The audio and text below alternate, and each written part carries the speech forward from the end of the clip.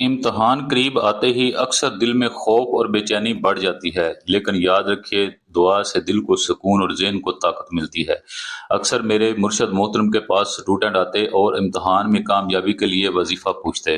میرے مرشد محترم ان بچوں کو دیکھ کر خوش ہوتے، ان کے سر پر ہاتھ رکھتے اور انہیں یہ عمل کرنے کی اجازت دیتے: بیٹا، سب سے پہلے 11 بار درود پاک پڑھو، پھر سورۃ الفاتحہ کو 101 بار پڑھو، اس کے بعد آیت الکرسی کو 41 مرتبہ پڑھو، پھر دعا کرو ربی زدنی علما، اسے 101 بار پڑھو، آخر میں دوبارہ 11 بار درود پاک پڑھ کر اپنے رب سے سچے دل کے ساتھ کامیابی کی دعا مانگو۔